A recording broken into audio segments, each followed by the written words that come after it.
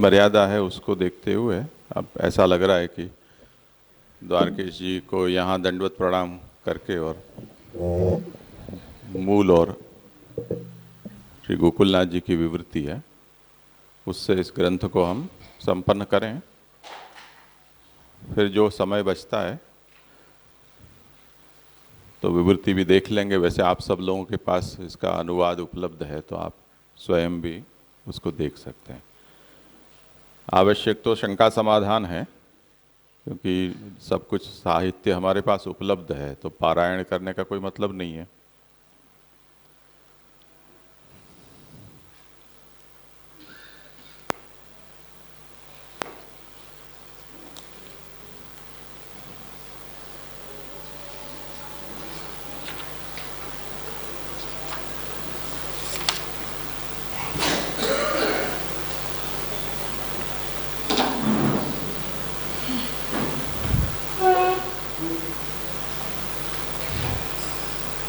करें आगे।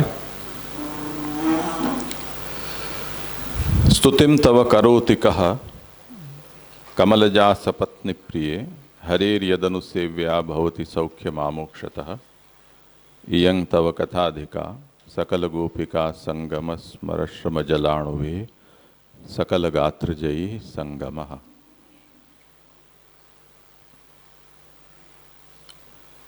श्री गोकुलनाथ जी अब श्लोक की अवतरणिका लिखते हैं कि यत्र त्वत्संबंधात सर्ववंद्य गंगा स्तुति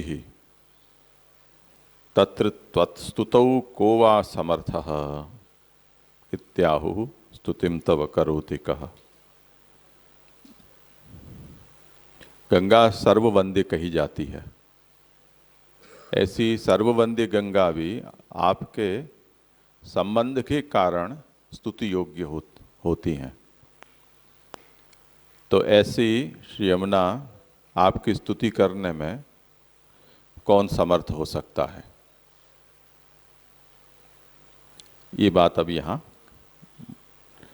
8वें श्लोक में कही जा रही है। इसमें जो समझने का विषय ये है कि स्तुति हुई या नहीं हुई, स्तुति हुई या प्रार्थना हुई और करने योग्य नहीं है, हम करने में समर्थ नहीं है, तो क्या कर रहे हैं यहाँ। 8 श्लोक तो लिख दिए, तो वो क्या किया, ये सब इसमें जुड़ी हुई बातें हैं। तो किसी को हम ये कहकर उसकी प्रशंसा करें कि आपके क्या कहने हैं, हम आपके बारे में कुछ नहीं कह सकते हैं, तो ऐसा कहकर भी उसकी स्तुति ही तो की ना। तो ये एक प्रकार है कहने का, एक तरीका है।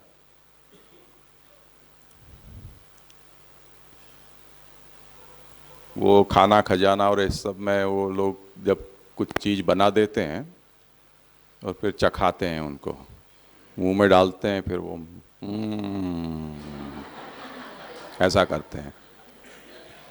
अब इसका क्या मतलब, उल्टी आ रही है जिसको रोक रहे हो आप कोई शब्द ही नहीं, मुंह में भरा हुआ है, स्तुति तो मुंह से होगी, वो तो मुंह बंद कर दिया है कुछ डाल के, तो अब स्तुति कह करोति कह, ऐसे तो क्या स्तुति कहें, कुछ बोलने लायक ही नहीं है, बोल सकने की स्थिति ही नहीं है। तो इस तरह से भी ये एक प्रकार की उसको भी हम स्तुति ही मानते हैं। उसी तरह ये भी आपके बारे में कुछ नहीं कह सकते हैं, आप ऐसे हैं, ऐसा कहकर भी स्तुति ही की गई है। वो स्तुति में एक विलक्षण प्रकार का दैन्य वो यहाँ स्तुतिकर्ता का प्रकट होता है। ये एक बात सभी अभी जो शुरू से जितना भी विवेचन चल रहा है उसमें ये बात हमको ध्यान में लेनी चाहिए। अशक्य स्तुतित्वे हेतु आहुः, आपकी स्तुति क्यों नहीं कर सकते हैं, उसका हेतु क्या, कमलजा सपत्नी थी। आप तो कमलजा की सपत्नी है, लक्ष्मी की, तो उसमें ऐसी क्या बात आ गई वो कहते हैं कि सर्वत्र स्तुत्यत्वम भगवत संबंधात। कोई भी वस्तु यदि स्तुत्य होती है, प्रशंसा योग्य होती है, तो वो भगवान से संबंधित है, इसी कारण उसमें स्तुत्यता आती है। यही उसका गुण है कि वो प्रभु से संबंधित है। जैसे हम कोई आदमी हमारे यहाँ आता है, अपरिचित है, हम नहीं जानते हैं, तो ऐसे तटस्थ भाव से उसको देखते हैं। फिर कोई परिचय कराता है, अरे ये तो है, ओ, यानी हम जिससे परिचित हैं उसके ये खास हैं, तो उस संबंध से उसकी स्तुति योग्यता, आइए आइए पधारिए बैठे हैं, ऐसे।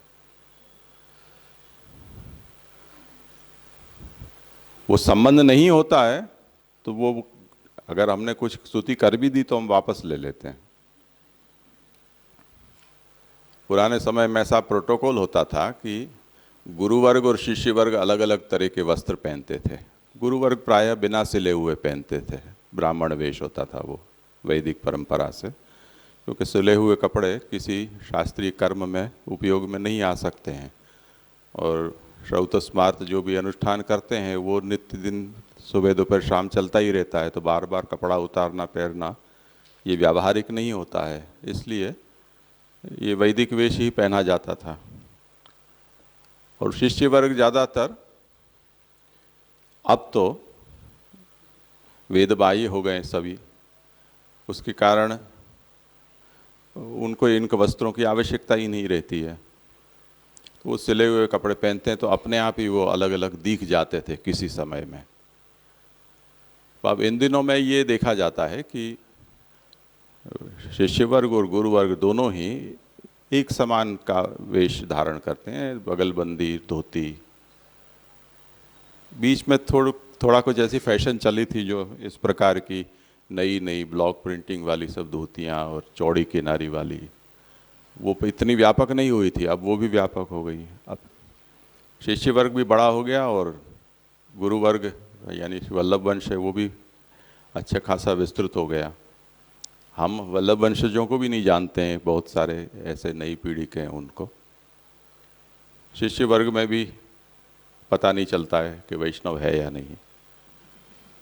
तो कभी ऐसा कोई समारोह में जाना होता है और उसमें कोई आ रहा होता है और वो अब वैष्णव है, सजातीय कोई ब्राह्मण है, भट्ट वर्ग जिनके यहाँ हमारी कन्याओं के शादी विवाह होते हैं वो है, या कोई वल्लभ कुल है, इसका निश्चय नहीं होता है। ये हमको भी नहीं होता है, वैष्णव को भी नहीं होता है। तो वल्लभ कुल के आने के जो रास्ते होते हैं वहाँ से अगर कोई वैष्णव भी ऐसा अप टू डेट सच के आता जाता है तो उनके भी चरण स्पर्श लोग कर ही लेते हैं, जय हो भी हो जाता है। सोने की छड़ी, रुपए की मशाल, जरियन के जामा, मोतियन की माला, ऐसे। तो ये पता नहीं चलता है। मथुरा मामा को ऐसा होता था। हाँ, ऐसे बहुत लोगों को होता है। आप हमारे साथ राहुल होता है तो राहुल को भी बेट चरण स्पर्श हो जाते हैं।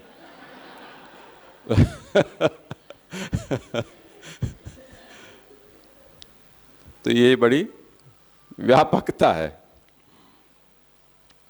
तात्पर्य ये है कि स्तुति योग्यता उसके संबंध के कारण आती है। अब हमें पता चला कि ये उससे संबंधित है तो अभी स्तुति करना पहले भूल गए थे तो कर दी। भ्रमवश इस रास्ते से जो भी आ रहे हैं वो सब उनसे संबंधित ही हैं ऐसा मानकर खवास भीतरिया जलगड़िया की भी हम स्तुति कर दें और पीछे पता चले कि ये तो खवास था, तो स्तुति वापस ले लेते हैं। तो संबंध से स्तुति योग्यता आती है, ये बात यहाँ मूल समझनी है। और उसमें सर्वत्र लक्ष्म्यपेक्षया न्यून एव, जहाँ जहाँ भी स्तुति योग्यता है, लक्ष्मी जी जितनी प्रभु से संबद्ध हैं, सतत छाती पे ही विराज गई हैं वो, तो इतना तो और संबंध और किसी का नहीं है। तो जो कोई कितना भी स्तुति योग्य हो, लक्ष्मी जी की तुलना नहीं कर सकता है।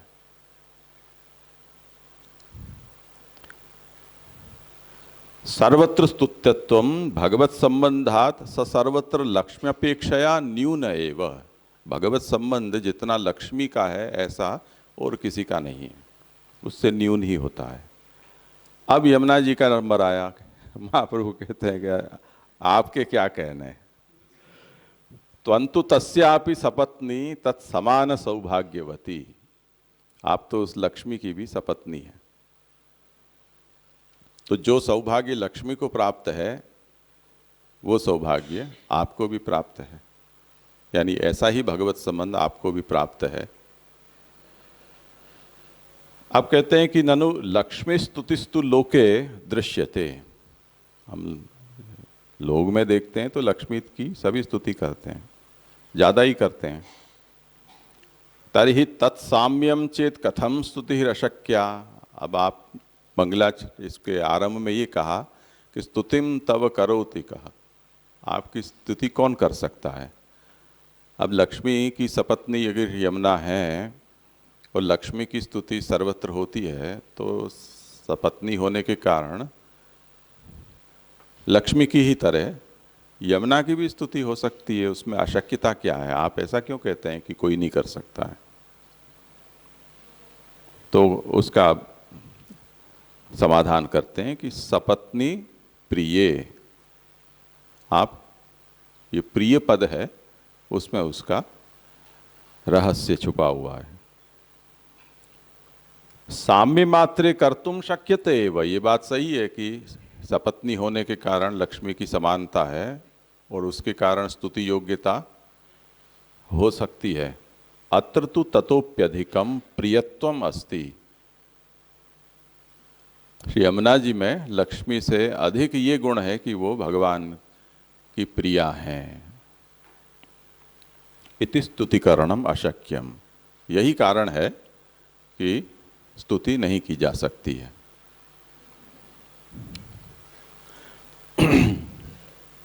साम्य मात्रे कर्तुम शक्यतेव, हाँ, करणम अशक्यम। आप कहते हैं ननु कथम ज्ञायते लक्ष्मीपेक्षया आधिक्यम अस्ति। ये कैसे हम जान पाएं कि लक्ष्मी की अपेक्षा श्री यमुना जी में किसी प्रकार का आधिक्य है, अधिकता है। तो तत्र हेतुम आहु हरेर यदनु सेवया भवति सौख्य मामोक्षतः। ये फलदान का जो सामर्थ्य है उसकी तुलना करके यहाँ लक्ष्मी की अपेक्षा श्री यमुना जी में अधिकता है वो बताई जा रही है। तो लक्ष्मी जी क्या फलदान करती हैं उसका निरूपण कहा कि हरेर यद अनुसेवया आमोक्षतः सौख्यम भवति।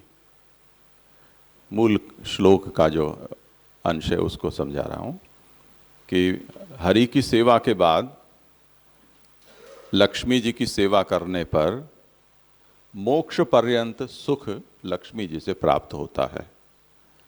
यानी लक्ष्मी है वो मोक्षांत फल देने वाली है, मोक्षाधिक नहीं।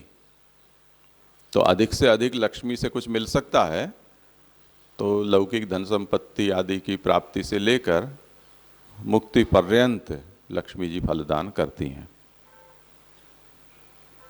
उसे समझाते हैं कि हरेर अनु, अनु का मतलब पश्चात, हरि के पश्चात,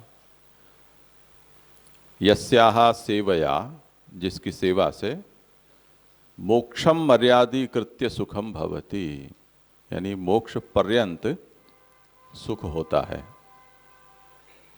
मोक्ष प्राप्तिर भवति इत्यर्थः। मोक्ष पर्यंत सुख मिलता है यानी कि मोक्ष मिलता है। न तु ततोप्यधिकम भजनानंदाख्यम सुखम भवति। हरि की सेवा के पश्चात लक्ष्मी जी की सेवा करने से मोक्ष से अधिक जो भजनानंद कहा जाता है, ऐसे भजनानंद रूप सुख की प्राप्ति नहीं होती है। तदपि, और ये जो सुख है यानी मोक्ष रूप सुख है वो भी भगवत सहित तद भजने न तु केवलया। लक्ष्मी की सेवा प्रभु के साथ करने पर ही प्राप्त होती है। केवल सेवा लक्ष्मी की यदि की जाती है तो मोक्ष प्रदान नहीं करती हैं लक्ष्मी। क्यों? तो क्या होता है, तो केवल या मोक्ष विघातकत्वात्, अकेली लक्ष्मी की सेवा तो मोक्ष का नाश करने वाली है, यानी संसार में पटकने वाली होती है।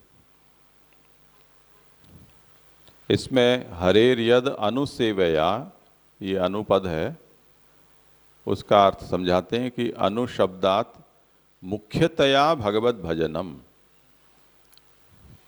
यानी दोनों की सेवा है, भले ही पहले प्रभु की उसके बाद लक्ष्मी की, पर मुमुक्षु को भगवत सेवा से ही मुख्य रूप से मोक्ष की प्राप्ति होती है। तो भार या मुख्यता उसमें भगवान के प्रति है, क्योंकि मुकुंद तो भगवान है और जो अन्य है भगवान से इतर, उनमें जो मोक्षदान का सामर्थ्य है वो स्वतंत्र नहीं है, वो भगवान के द्वारा दिया गया होने से भगवान को मुख्य मानकर यदि किया जाता है लक्ष्मी का भजन तो वो मोक्ष दे सकती हैं। इसलिए वैसे तो अपने यहाँ ऐसा कम देखा जाता है, शाक्त संप्रदायों में ऐसा होता है कि जो दुर्गा है उसके नवविध रूप स्वतंत्र रूप से अकेले शक्ति के रूप में प्रतिष्ठित होते हैं और उनकी पूजा होती है। जैसे शक्तिपीठ जितनी भी हैं तो वहाँ वो अकेली देवी ही विराजती हैं। इसी तरह उनके अलावा भी और कई प्रकार की जो देवियाँ हैं, उनके जो देवालय होते हैं उनमें वो अकेली देवियाँ विराजती हैं। ऐसा नहीं है कि जैसे वो सब पार्वती का ही रूप है कोई ना कोई, तो वो अकेली पूजित होती हैं तो उनको बुरा नहीं लगता है कि मैं तो महादेव की पत्नी हूँ और आप अकेली मुझे क्यों पूज रहे हो, मेरे पति कहाँ गए, उनको बैठाओ पास में। तो ऐसा उनका आग्रह नहीं है, हो भी नहीं सकता है टेक्निकली, क्योंकि जो शिवलिंग की पूजन की जो मर्यादा है और प्रकार है वो उसका बिल्कुल ही स्वतंत्र प्रकार है, वो दोनों साथ हो ही नहीं सकते। तो वो शैव संप्रदाय बिल्कुल अलग चलता है, शाक्त बिल्कुल अलग चलता है। पर वैष्णव संप्रदाय की परंपरा में हम ये कहें कि ये चलो राधा रानी का मंदिर है और वहाँ हम जाएं तो अकेली राधा रानी हमको नहीं मिलेंगी कहीं भी, भले ही नाम उस देवालय का उस नाम से हो, वो कृष्ण सहित ही होंगी। ये अनिवार्य है, ये सर्वत्र देखा गया है।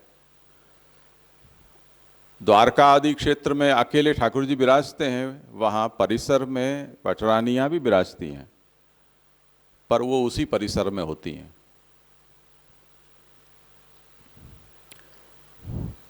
हरेर यद अनुसेवया, सेवा की प्रणाली वहाँ यही होती है।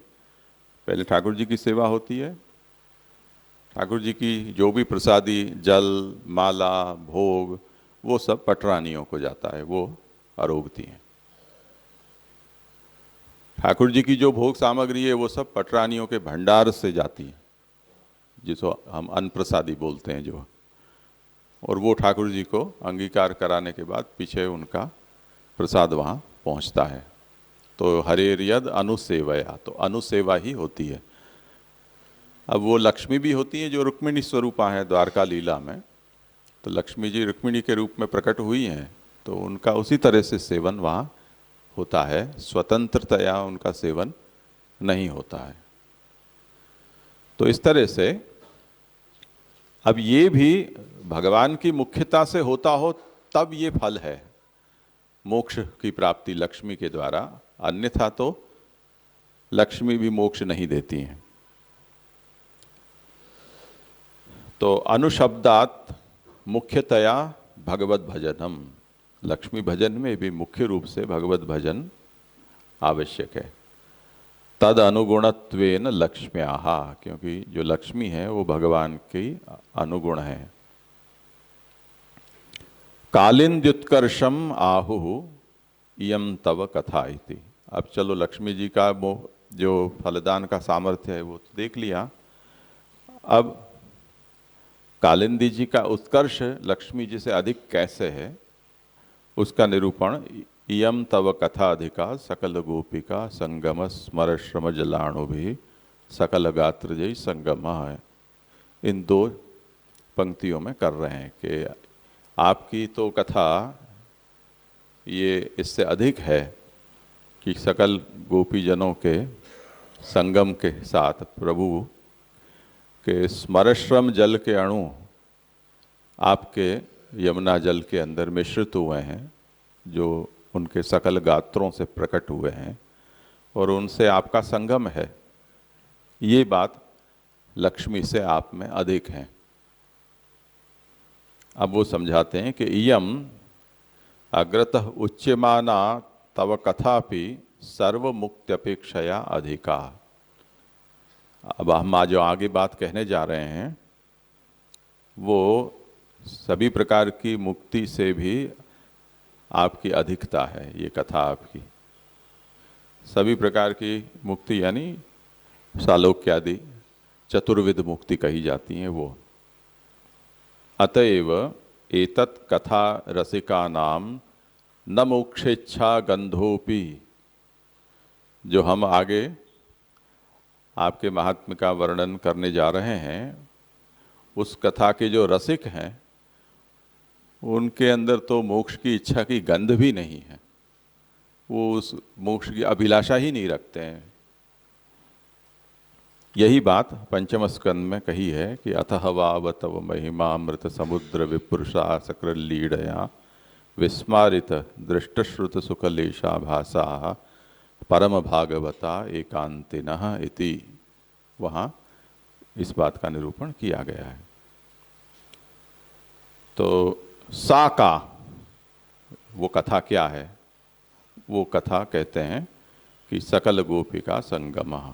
उसे समझाते हैं कि सकल गोपिका संगमेन, सभी गोपीजनों के संगम से, स्मर संबंधी यह श्रमः, प्रभु की उनके साथ क्रीड़ा होने से जो श्रम हुआ, तेन जनिता ये स्वेद जलाणवः, उस श्रम से प्रभु के श्रीअंग में जो स्वेद जल के जो अणु हैं, जो सकल गात्र जाहा, सभी प्रभु के गात्रों में से जो प्रकट हुए, उनके साथ संगम हो यस्याह, आप ऐसी हैं कि वो स्वेद जल के कणों के साथ आपका संगम हुआ है। एतेन जलाणवो न श्रमस्वेद रूपाः किंतु विविध संगम रसस्य सर्वावयव पूर्णस्य अत्युच्छलेन छलनेन बहिरागतस्यैव बिंदवो न तो केवल जलमात्रस्य। अब जो श्रम जल है वो वैसे देखा जाए तो शरीर का एक मेल है और वो कोई इतनी यानी जुगुप्सा प्रेरक होता है। तो क्या ये श्रम जल से आपका संबंध होना अच्छी बात है? तो वो कहते हैं कि ये केवल श्रम जल मात्र यानी पसीना की बूंदे मात्र नहीं है, पर प्रभु की गोपीजनों के साथ विविध प्रकार की जो क्रीड़ा हुई हैं उनके कारण प्रभु के सभी अवयव में जो रस उच्छलित हुआ है उसके ये बिंदु हैं। इसलिए इनको केवल पसीना नहीं समझना चाहिए, यानी ये जुगुप्सा का विषय नहीं है पर आनंद का एक प्रकार का उच्छलन है। हाँ हाँ, अतएवोक्तम सकल गात्र जयी इति, इसलिए यहाँ सकल गात्र से वो पैदा हुए हैं ऐसा यहाँ मूल में कहा गया है। एभिर विशेषणैः परम काष्ठापन्न पुष्टि पुष्टि मार्गांतरंग भक्तत्वम सर्वदा एतद रसपूर्णत्वम अंतरंग भक्तानुगुण, क्या है आगे?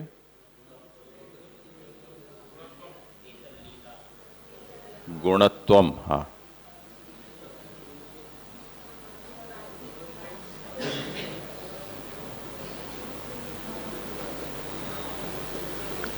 अंतरंग भक्तानुगुणत्वम एतल्लीला मध्यपातित्वादिकम सूचितम। तो इन विशेषणों से परम काष्ठापन्न यानी बहुत उत्तम कक्षा पर जो पहुँचे हैं, प्राप्त हुए हैं, ऐसे पुष्टि पुष्टि मार्गीय जो अंतरंग भक्तता, जो सर्वदा एतद रस पूर्णत्वम, इस रस से जो पूर्ण है और अंतरंग भक्त के अनुगुण हैं, उनके अनुरूप है, संग उनके अनुकूल हैं, वो एतत् लीला मध्यपातित्वादिकम सूचितम, वो इन लीलाओं के मध्यपाती हैं, ऐसा यहाँ सूचित होता है।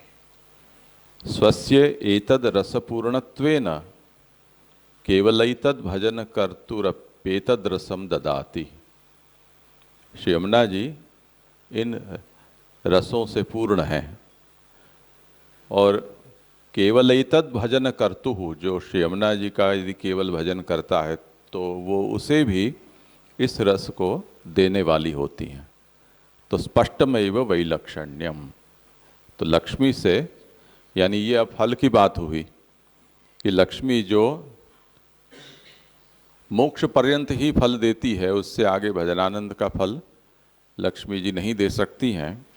और श्री यमुना जी में ये वैलक्षण्य है कि उन्हें जो प्राप्त हुआ है सौभाग्य, वो उनका सेवन करने वाले भक्तों को भी वो सौभाग्य का दान करती हैं प्रसन्नतापूर्वक। तो ये कथा श्री यमुना जी की लक्ष्मी से अधिक है। तो ऐसी अधिक कथा वाली श्री यमुना है, उनकी स्तुति कौन कर सकता है, ये यहाँ पर निरूपण हुआ।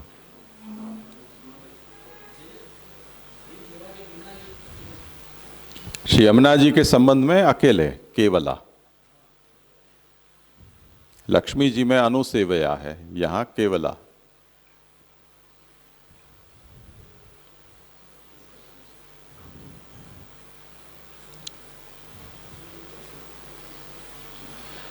अब ये समाप्ति का जो श्लोक है, यहाँ तक ऐश्वर्य का निरूपण हुआ है। इसमें हम देख लें, श्री द्वारकेश जी ने अंत में एवं अस्मिन् पद्ये तनुनवत्व संपादकत्वम अष्टमम ऐश्वर्यम दर्शितम, इस श्लोक में, इस पद्य में श्री यमुना जी तनुनवत्व की संपादिका हैं। ये ऐसा उनका 8वां ऐश्वर्य श्री महाप्रभु ने दिखलाया है।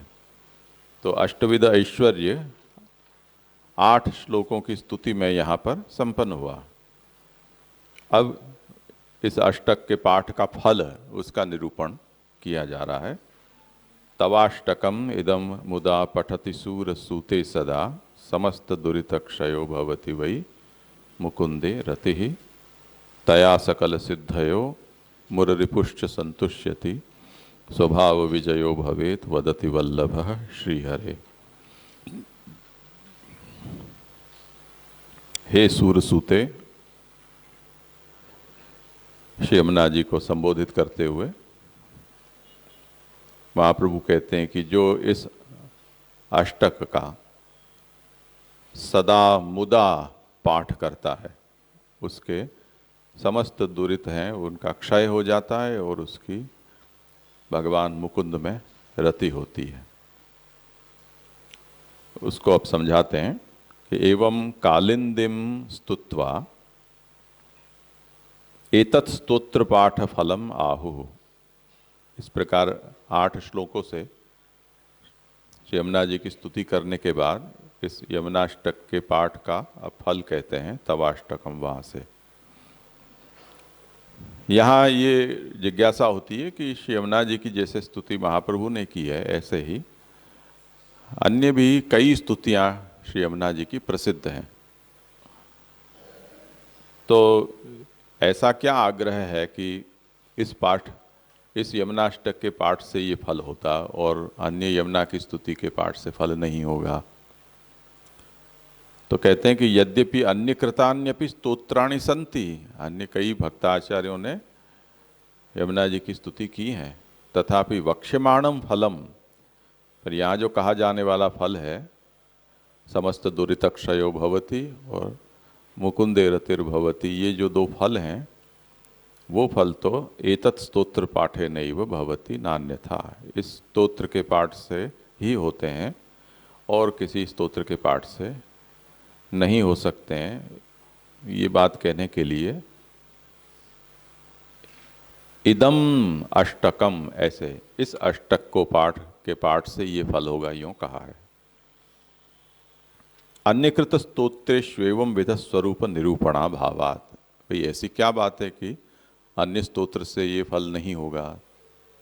तो इसलिए कि अन्य जो स्तोत्र हैं उनमें न तो श्री यमुना जी का ऐसा स्वरूप वर्णन हुआ है न ऐसा सामर्थ्य वर्णन हुआ है।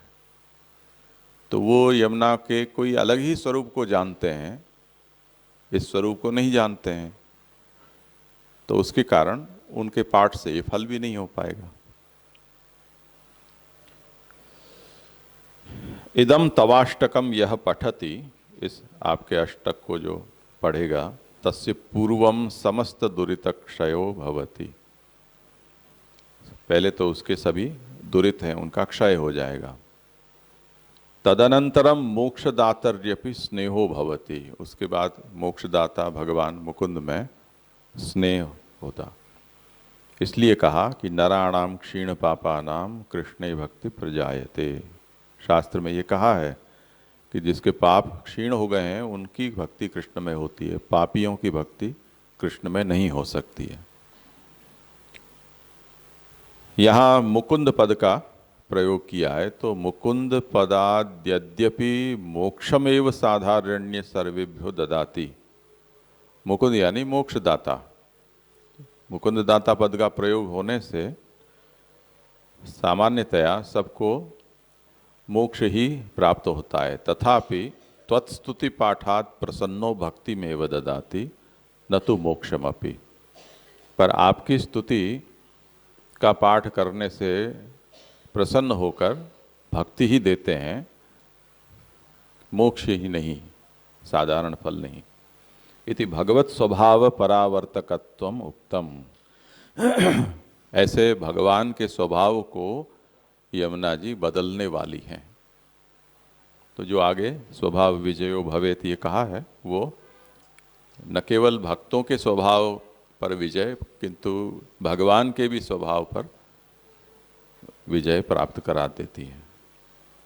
ततः किम, अब फिर क्या वो कहते हैं कि तया सकल सिद्धयः पूर्वोक्ताः सर्वात्म भावादयो भवन्ति इति शेषः, यानी यहाँ भक्ति देते हैं उसके बाद क्या देंगे? तो कहते हैं भक्ति यदि प्राप्त हो गई तब फिर जो पूर्व प्रथम श्लोक में वर्णित सकल सिद्धियां हैं, अष्टविध ऐश्वर्य के निरूपण में जो प्रथम ऐश्वर्य का निरूपण हुआ कि सकल सिद्धि दातृत्वम, श्री यमुना जी सभी प्रकार की सिद्धियों को देने वाली हैं।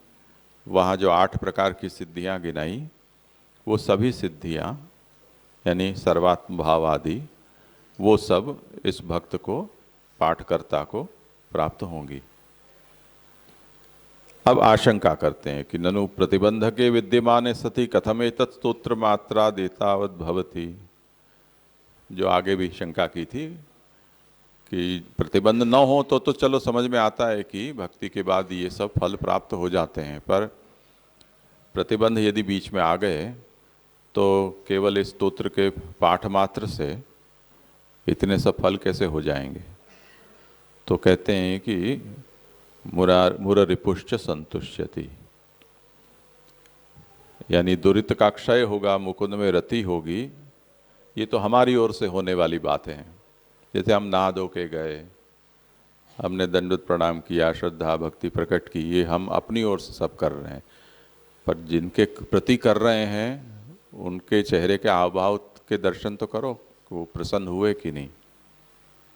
तो वो कहते हैं कि नहीं, मुररिपुश्च संतुष्यति, यमुना जी साथ में हैं तो मुररिपु भगवान श्री कृष्ण भी संतुष्ट होते हैं। यथा दोष रूपम तन निरुद्ध कन्या सुख प्राप्ति प्रतिबंधकम निराकृत्य ता अंगीकृतवान एवं एतत् पाठेनापि प्रतिबंधम निवार्य तमप्यंगीकरोति इति ज्ञापनाय मुररिपु पदम। यहाँ भगवान के संतोष के बताने के लिए मुररिपु पद क्यों महाप्रभु को याद आया, ये श्लोक में 3-4 बार ये मुरारी मुररिपु आदि पद को आप स्मरण कर रहे हैं प्रभु के स्वरूप को। तो वो यही कि जो दोष रूपम तन निरुद्ध कन्या सुख प्राप्ति प्रतिबंधकम, मुर जो था वो दोष रूप था और भौमासुर के द्वारा जो निरुद्ध थी कन्याएं, उनकी सुख प्राप्ति में वो प्रतिबंधक था। उसका निराकरण करके उन राजकन्याओं का भगवान ने अंगीकार किया था।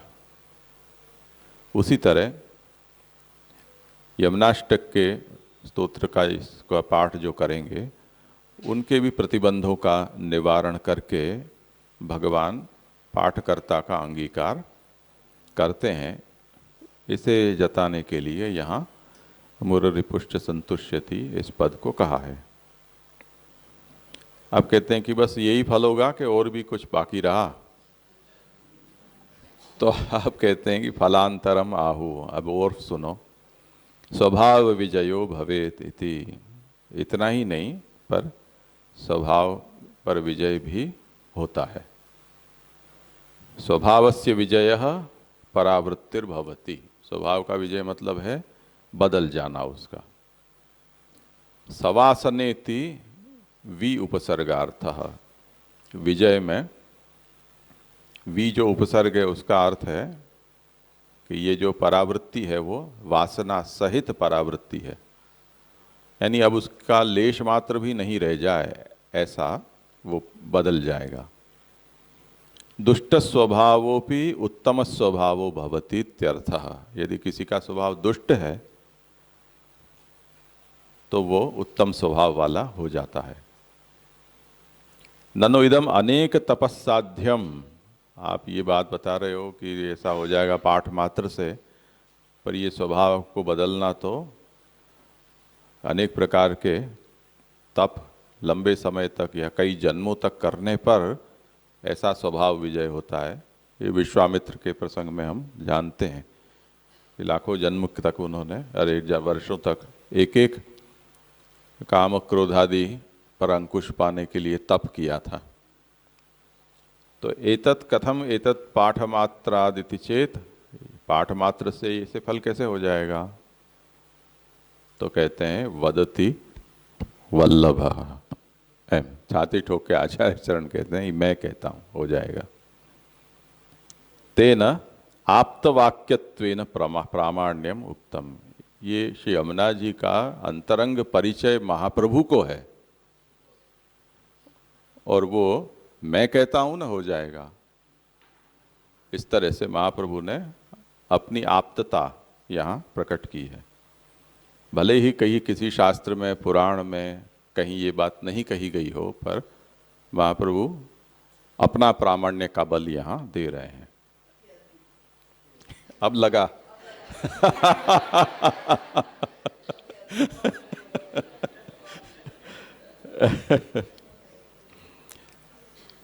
अब फिर से ये अत्यद्भुतता पर प्रश्न खड़ा कर रहे हैं कि ननु इतः पूर्वम केनाप्यनुक्तत्वाद, आज से पहले ऐसी बात किसी ने कही तो नहीं है।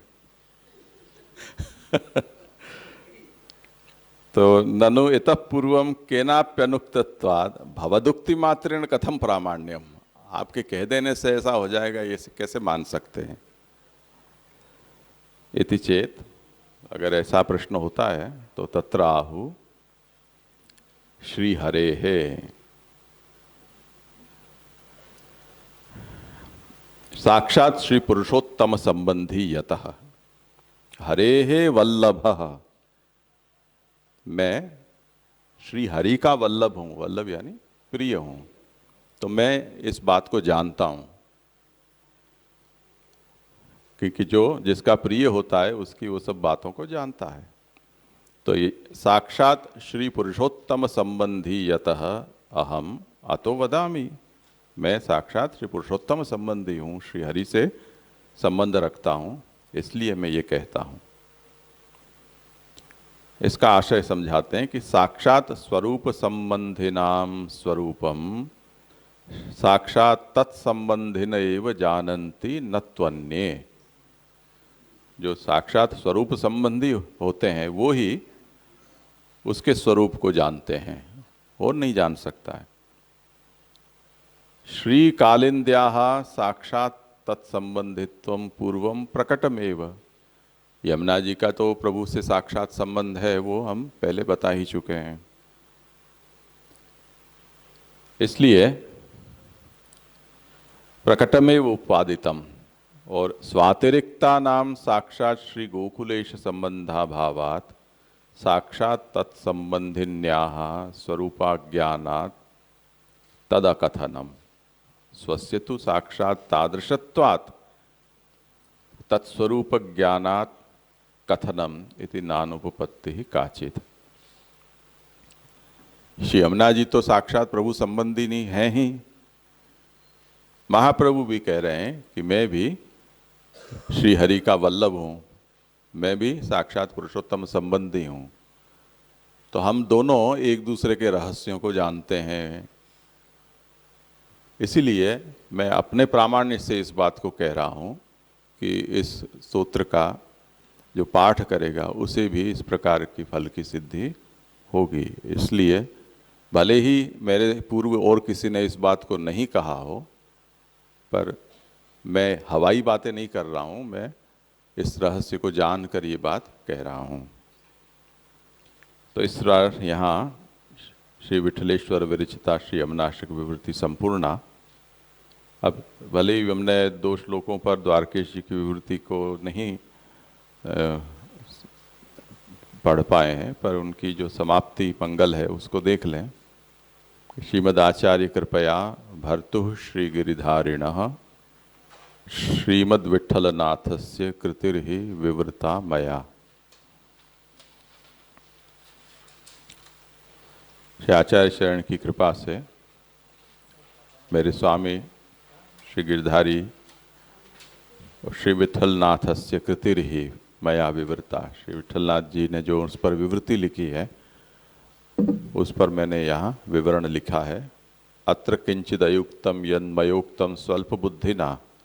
मेरी अल्प बुद्धि के कारण यहाँ मेरे से अगर कुछ अयुक्त लिखा गया हो तो क्षम्यंतु तन निजाचार्य किंकरे निज वंशजे।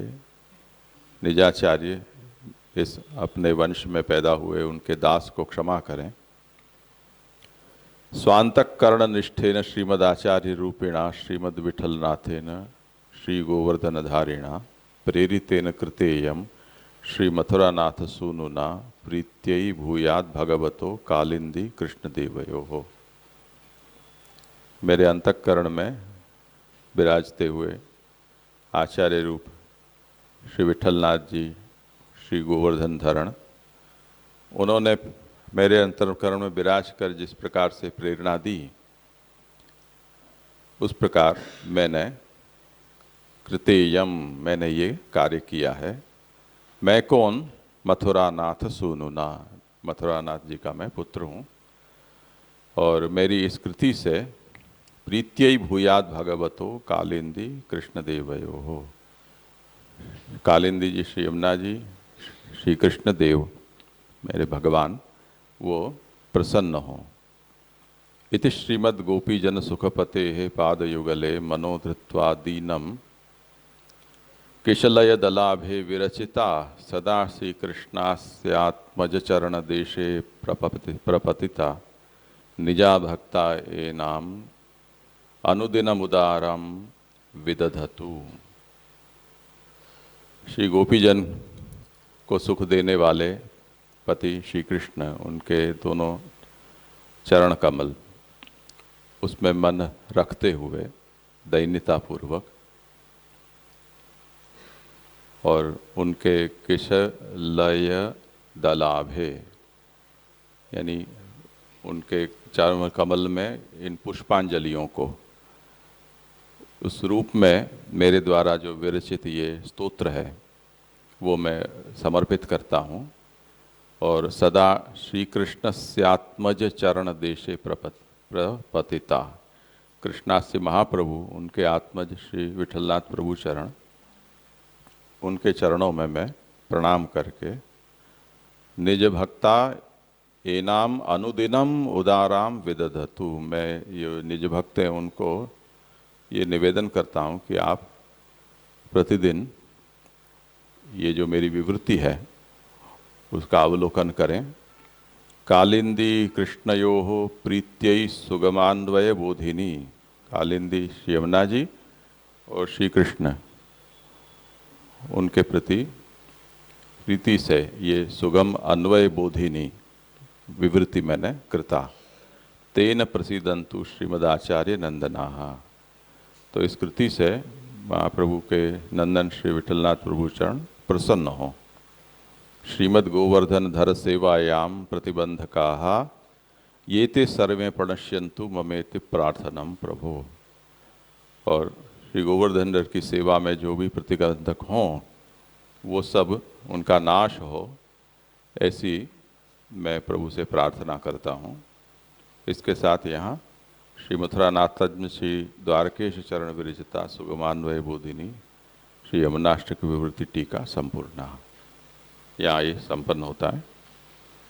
तो थोड़ा विस्तृत थी और कुछ प्रश्नोत्तर में भी हमने समय बिताया, थोड़ा बहुत चाय पानी में भी 1-2 घंटा गए होंगे, तो अगर उस पर थोड़ा हम संयम रख पाते तो हो भी जाता, पर कोई बात नहीं, आप लोगों के पास इसका अनुवाद है, आप पढ़ लेना, कभी कुछ इसमें नहीं समझ में आए ऐसी बात हो तो उस पर चर्चा कर सकते हैं। तो यहाँ हमारा षोडश ग्रंथ का ये एक आवर्तन मूलाचार्य की टीकाओं के साथ संपन्न होता है।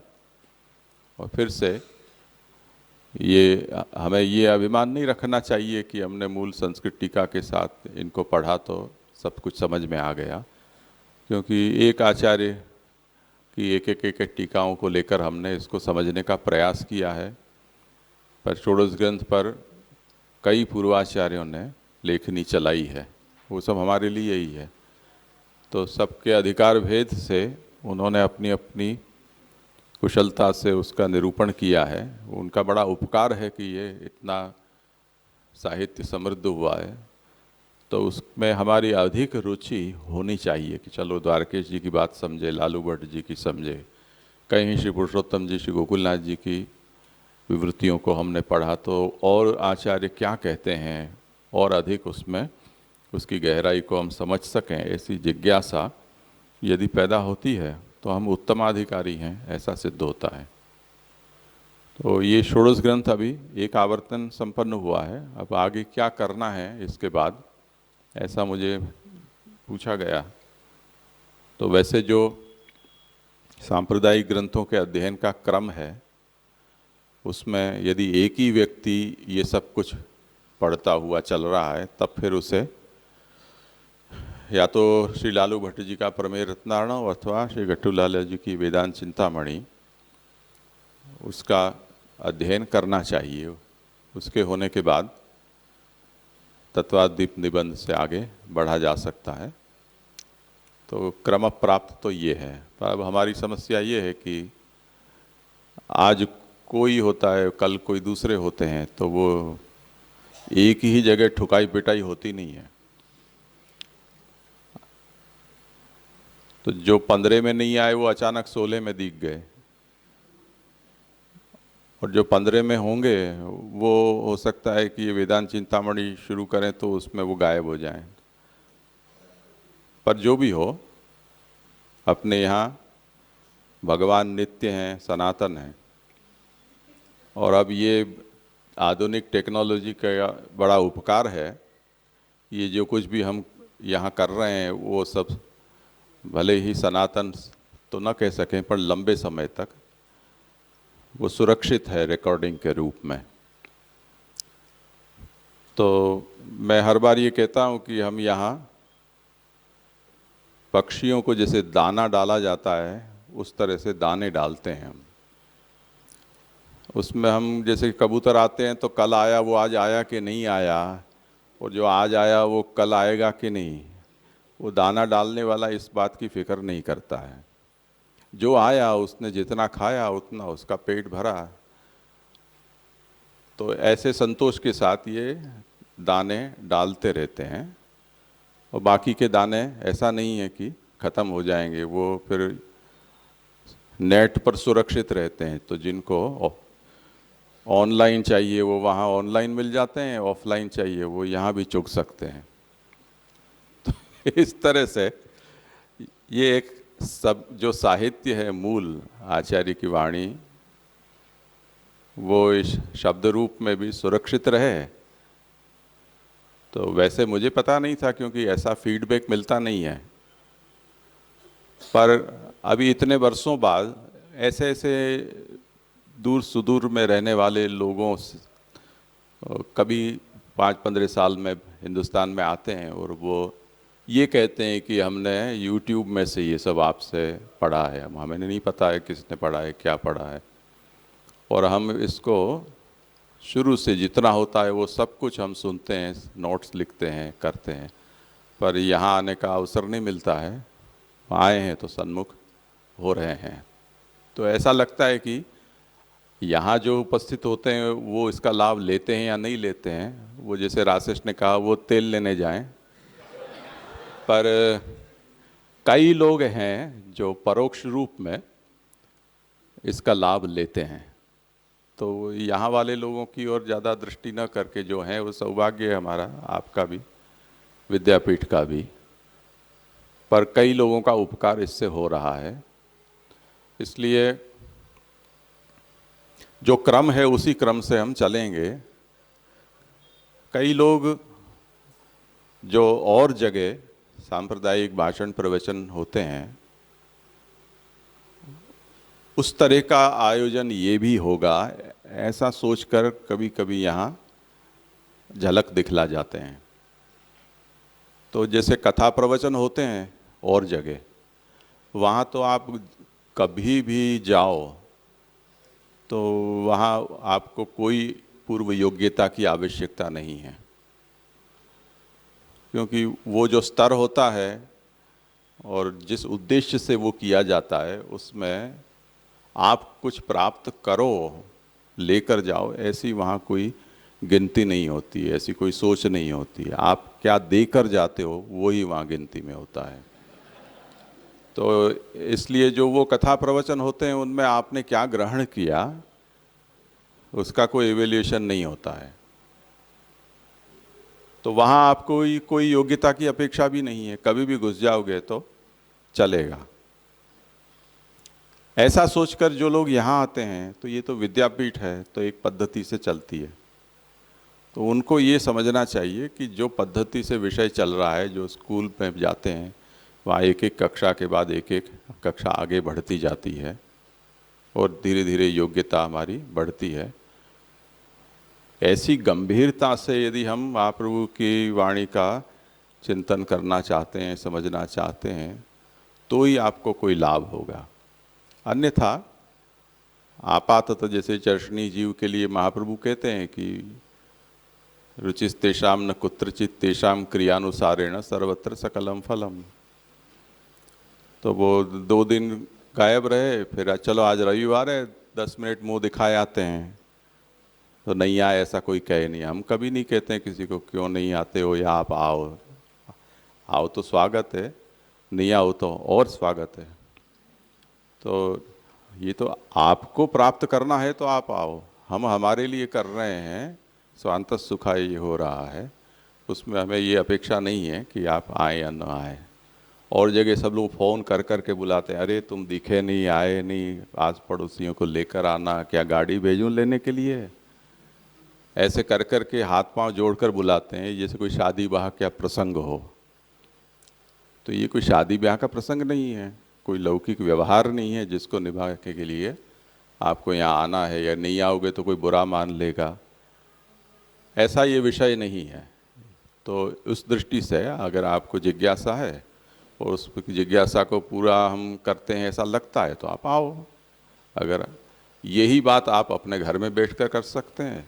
तो मूल तो यही उद्देश्य है कि हमको महाप्रभु की वाणी से जुड़ना है। यहाँ आकर ही ये काम करना ऐसा कोई आवश्यक नहीं है। इससे रुचि बढ़ती है तो इसकी सार्थकता है। हम घर में अपने कई संकल्प करते हैं पर कोई काम नहीं कर सकते हैं, क्योंकि घर में हम ग्रंथ लेकर बैठे हैं तो कोई हमें गंभीरता से नहीं लेता है। चलो दूध खत्म हो गया लेकर आओ, चलो कुकर की सीटी बंद कर दो, तो अब उसमें कहीं कुछ अध्ययन नहीं होता है। हम घर छोड़कर जाते हैं तभी कुछ हो पाता है। और सच कहें तो हम भी जब ये ऐसा आप लोग आते हैं तो उस निमित्त थोड़ा परिश्रम हो जाता है और अधिक ध्यान से हम इन ग्रंथों को देख लेते हैं। अन्यथा जो अवसर पर जो चल रहा है उसी में हमारी एकाग्रता होती है। तो हमारा भी बड़ा उपकार हो जाता है कि आपके बहाने इन सब ग्रंथों का अवलोकन हो गया।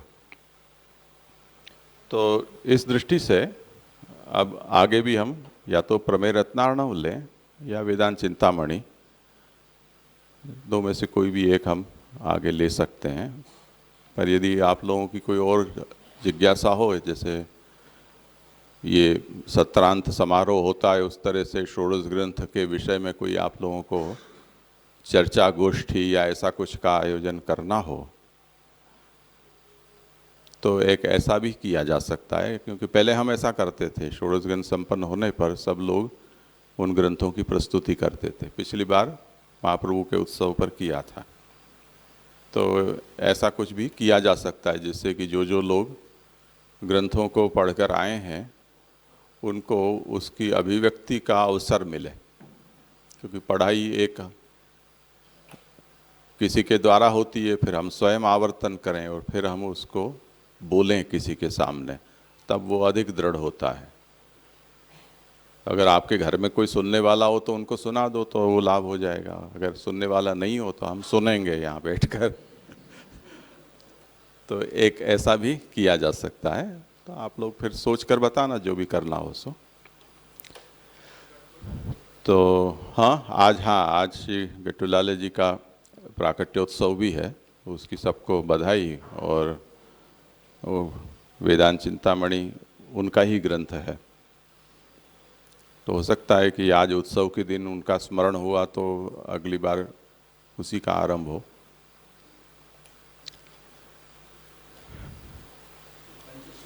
तो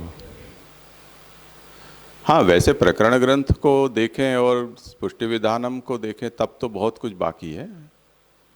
पर ये सब विषय ऐसा है कि चाहे साधन प्रकरण लें, चाहे साधन दीपिका लें, शिक्षा श्लोकी पंचश्लोकी लें, षोडश ग्रंथ में ये सब गतार्थ हैं।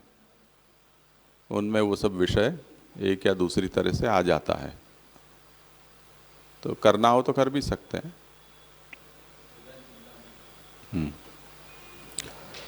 तो आश्रय का पद बोल के समापन करें।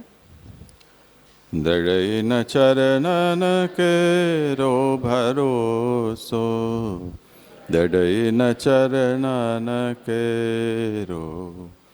श्री वल्लभ नख चंद्र छटा बिन, सब जग माज अंधेरो भरोसो। दृढ़ न चरणन के रो। साधन और नहीं आकली में जासो। सूर कहा कहे द्विविध आंधरो, बिना मूल को चेरो भरोसो। दृढ़ न चरणन के रो। दृढ़ न चरणन के रो भरोसो। दृढ़ न चरणन के। वल्लभाधीश की।